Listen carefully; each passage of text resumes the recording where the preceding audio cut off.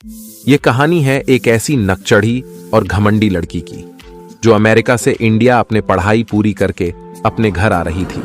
वह प्लेन से उतरकर सीधे ट्रेन पर बैठ गई। उसे चारों तरफ ऊंचे ऊंचे पहाड़, चारों तरफ हरियाली दिखाई दे रही थी और ट्रेन धीरे धीरे जा रही थी और वह थोड़ी परेशान हो रही थी और थोड़ी मुस्कुरा रही थी। कुछ देर के बाद पूजा खिड़की से बाहर देखने लगी और कहने लगी, ये गवार देश थोड़ा तो अच्छा हुआ यार, पर यहाँ के नासमझ और गवार लोग तो पहले भी ऐसे ही नासमझ और उल्लू थे और आज भी ऐसे ही गवार और नासमझ है। इंडिया का कुछ नहीं हो सकता, कोई स्कूल कॉलेज बनाओ यार यहाँ। ऐसे ही खुद से बात करते करते रात हो गई और पूजा को बहुत नींद आने लगी और वह अंगड़ाइयां लेते हुए सो गई। अगली सुबह जब पूजा की आंख खुली तब उसकी बचपन की दोस्त नेहा पूछने लगी कि हाय यार पूजा, तुम कैसी हो? अमेरिका जाकर तो हमें भूल ही चुकी हो तुम। नहीं यार, अभी पढ़ाई खत्म हो गई तो वापस आ गई इंडिया, कुछ दिन रहकर वापस चली जाऊंगी। वही मेरा जॉब लग गया है। और बताओ तुम्हारा हाल चाल क्या है? क्या कर रही हो आजकल? क्या बताऊं यार, तुम्हें तो पता है हम गरीबों की परेशानी। यही थोड़े पास में बोस की गुलामी कर रही हूँ और कर भी क्या सकती हूँ। हाँ, तुम गवार लोगों की सोच ऐसी ही होती है ना, नौकरों वाली। दिन रात गधे के जैसे मेहनत करते हो और रात भर पढ़ाई। इसलिए मुझे इंडिया से सख्त नफरत है और सबसे ज्यादा इंडिया के गवार लोग। ये सब छोड़ो, तुम बोलो अब क्या प्लान है? घर जाओगी या कहाँ? मैं अभी एक नई कार खरीदूंगी और फिर घर जाऊंगी अपने नए कार के साथ। वाह यार, तो आज तुम्हें देना ही पड़ेगा मुझे पार्टी। ओके नेहा, चलो पहले पार्टी करते हैं फिर कार खरीदने जाएंगे। चलो रेस्टोरेंट चलते हैं और वहीं खाने के साथ बातें भी करेंगे बहुत सारी। हाँ यार चलो, मुझे भी तुम्हें बहुत कुछ बताना है। अमेरिका में मेरे लिए कितने लड़के अपनी जान से हाथ धो बैठे। Let's go to the our awesome party. ये दोनों रेस्टोरेंट पहुंचे और बहुत सारी बातें करने के साथ साथ पार्टी भी करने लगी। फिर पूजा और नेहा एक साथ कार खरीदने कार शोरूम पहुंची और रेड कलर की एक बहुत ही प्यारी कार लेकर दोनों एक दूसरे से बातें करने लगी। और बताओ यार, तुम्हें इतनी बड़ी जॉब की इंटरव्यू कैसे मिली? इतनी लकी हो यार तुम। लक वक कुछ नहीं होता यार नेहा, मेहनत करो और रिजल्ट अपने आप आ जाएंगी। मैं कभी लक के भरोसे नहीं बैठी, अपना काम करती गई। पर हार्ड वर्क नहीं, स्मार्ट वर्क। अगर तुम्हें भी स्मार्ट वर्क सीखना है और तुम्हें भी सफल होने के सारे राज जानने हैं जो मुझे पता है कार्टून एनिमेशन के साथ, तो किया 17 यूट्यूब चैनल को सब्सक्राइब करो। थैंक यू सो मच पूजा, मेरी तो तूने सारी परेशानी ही खत्म कर दी। अब मुझे भी सक्सेसफुल होने से कोई रोक नहीं सकता। और एक बात, इस चैनल पर नॉलेज के साथ साथ मजेदार कहानियां और मोटिवेशनल कोट्स भी देखने को मिलते हैं। वाह यार, अभी चलो सीधा रेस्टोरेंट चलते हैं और इसी बहाने बातें भी कर लेंगे बहुत सारी। हाँ यार, जब से मैं यूएस गई थी तुमसे ठीक से बात भी कर नहीं पाई। तो चलो enjoy the our amazing ride. Car तो खरीद ली तुमने और घर भी शायद बनाने वाली हो। हाँ यार, एक बड़ा सा घर बना रही हूँ मैं। तो बहुत ही अच्छी बात है। और तुम शादी कब करोगी? What the nonsense question. मुझे आज तक इम्प्रेस कर पाए ये किसी में दम नहीं। तुम्हें पता है यूएस के लड़के मेरे पीछे कुत्ते की तरह दुम हिलाते थे। मैंने तो कितने कितनों का नींद चैन सब छीन लिया। वहाँ की लड़के मेरे लिए पागल हो गए थे। मेरे लिए वहाँ इतनी रिश्ते आने लगे कि पूछो ही मत। मैंने तो कितनों की प्रॉपर्टी ले ली, कितनों की गाड़ी ले ली और कितनों को तो मैंने भीख मांगने पर मजबूर कर दिया। ये मेरी ऐसो आराम दौलत इसी वजह से तो आया है। मेरे पापा हमेशा कहते थे कि असली आमिर वही होता है जो टाइम को और सिचुएशन को समझकर अपनी शतरंज में अपना प्यादा फेंके। मेरी दोस्त, एक बात बोलूंगी, बुरा तो नहीं मानेगी तुम? नहीं यार, नहीं बोलो, क्या बात है? हमेशा किसी को चीट करने के लिए क्लेवर नहीं बनना चाहिए, बल्कि क्लेवर तो दूसरे तुम्हें चीट नहीं कर पाए इसीलिए बनना चाहिए। हम मालूम है, तेरे बाप को मत सिखा, चल। तुम्हें क्या लगता है तुम ही सिर्फ किया 17 यूट्यूब वीडियोस को देखती हो? हाँ, मुझे सब पता है, इतना भाषण देने की कोई जरूरत नहीं। ओके मेरी दोस्त, पर याद रखना इंडिया के जो लड़के हैं ना, वह शेर है। अगर एक बार किसी पर फोकस कर दिया तो उसे हासिल करने से पहले सांस तक नहीं लेते। मैं तुझे चैलेंज करती हूँ और मैं कभी चैलेंज हारी नहीं हूँ, अंडरस्टैंड? गेट लॉस्ट नेहा, अब इतना भाषण मत दे, तेरा घर पहुँच गए हम, अब तू निकल। ठीक है, मैं जाती हूँ, पर तू मेरी दोस्त है इसलिए बोल रही थी। Okay, get out my forever loser friend.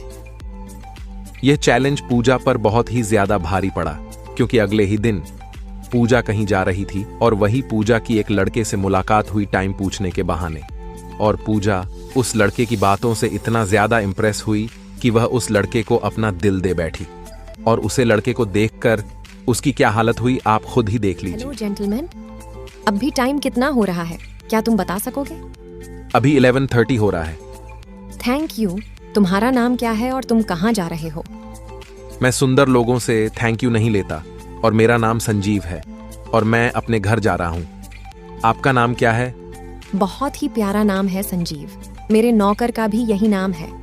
मेरा नाम पूजा है और मैं यूएस में जॉब करती हूँ। बहुत ही अच्छी बात है। क्या तुम मेरे साथ चलोगी?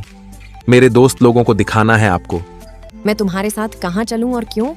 क्योंकि मेरे दोस्त कहते हैं कि चांद कभी बात नहीं करती, पर तुम तो मुझसे बात कर रही हो। अगर तुम मेरे साथ चली तो उन मेरे दोस्तों को सबूत मिल जाएगा और मैं अपनी शर्त भी जीत जाऊंगा। और सच में यार, मेरे सब दोस्त शॉक्ड हो जाएंगे चांद को अपने सामने देखने के बाद और चांद की बातें सुनकर। एक बात बोलूं तुमसे? सॉरी, हाँ, तुमसे ऐसी बात करने के लिए। मुझे नहीं पता था कि तुम इतने अच्छे लड़के हो। माफी मांगने की कोई जरूरत नहीं, मैं कुतियों की बातें दिल में नहीं लेता। ओके? मैं तुमसे माफी मांग रही हूँ और तुम मुझे ही कुत्तियां कह रहे हो। Okay, no problem. तुमसे मिलकर बहुत अच्छा लगा, तो मैं चलती हूँ। तुम्हारा नंबर मिल सकता है क्या? ओके, मेरा नंबर लिख लो, 420 5200। ठीक है, तो मैं चलता हूँ। Bye and all the best. बहुत बहुत शुक्रिया तुम्हारा नंबर देने के लिए। शाम को कॉल करूंगी। कॉल पर आप कौन बोल रही हो मत पूछना, समझे? पूजा उस वक्त से उस लड़के के बारे में सोचने लगी। सोते, खाते, हंसते, गाते, बस उसी की याद में खोई रहती थी। और बहुत दिन हो गए थे पूजा को उस लड़के को देखे हुए। इसलिए पूजा अपने घर से उस लड़के की तलाश में निकल पड़ी। अचानक वह देखती है कि वह लड़का किसी अनजान आदमी के साथ बातें कर रहे हैं। वह जाकर उस लड़के से पूछने लगी कि तुम किससे बात कर रहे थे? उसे लड़की ने जवाब दिया कि वह राह भटक गया था, उसे रास्ता मालूम नहीं था, तो उसे घर तक पहुंचाकर मैं वापस आया हूं। पूजा मुस्कुराई और कहने लगी, तुम कितने अच्छे हो, सबकी हेल्प करते हो। लड़के ने थैंक यू बोला और मैं चलता हूं बोलकर चल दिया। लड़की ने अचानक कहा, क्या तुम चल सकते हो मेरे साथ? लड़के ने बोला, कहां जाना है आपको? लड़की कहती है, पता नहीं, पर बस तुमसे बहुत सारी बातें करनी है। लड़के ने भी जवाब दिया, ठीक है चलो। और वे लोग जाने लगे। लड़के ने लड़की को बातों से एकदम बस में कर लिया। लड़की को लगता था कि वह लड़का मुझे बहुत ही ज्यादा प्यार करेगा। लड़की सोचेगी क्यों नहीं, क्योंकि लड़के ने कुछ ज्यादा ही फेंक दिया था कि मेरे पास एक बड़ा सा घर है, उसमें 10-20 नौकर और 5-6 गाड़ियां, पर मैं अपने मम्मी पापा के खातिर 1 साल के लिए नौकरों वाली जिंदगी काटने का प्रण लिया हूं। मेरे मम्मी पापा बहुत ही बीमार रहते थे, इसलिए मैंने यह फैसला लिया। लड़की तो समझने लगी, अगर माँ पापा को इतना ज्यादा प्यार करता है तो मुझे कितना करेगा। सोच सोच कर वह मुस्कुराने लगा। उन दोनों ने बहुत सारी जगह पर घूमने के साथ साथ बहुत सारी चीजें भी खाई, पर खर्च किया सिर्फ लड़की ने, क्योंकि लड़के ने पहले ही कह दिया था मैं गरीब हूं। फिर लड़की ने खुद लड़की को प्रपोज किया और लड़के ने तुरंत ही हां बोल दिया, पर एक शर्त रखी।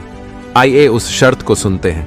लड़के ने कहा, तुम तो बहुत ही अमीर घर की इकलौती लड़की हो, तुम्हारा बचपन बहुत ही अमीरी में गुजरा, पर मैं ऐसा नहीं।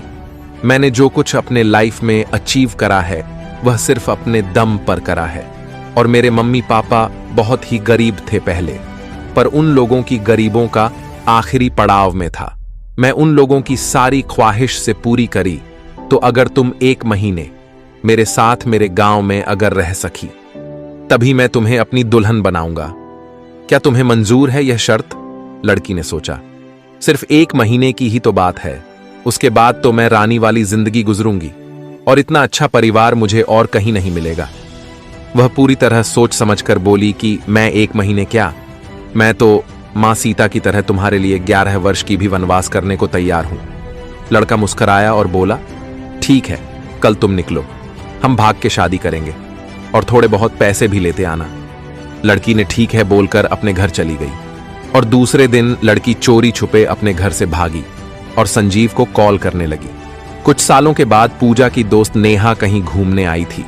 तब नेहा ने किसी लड़की को रोते हुए देखकर उसके पास गई और रोती हुई लड़की को देखा तो ऐसा लगा कि पूछो हिम्मत, क्योंकि वह पूजा ही थी।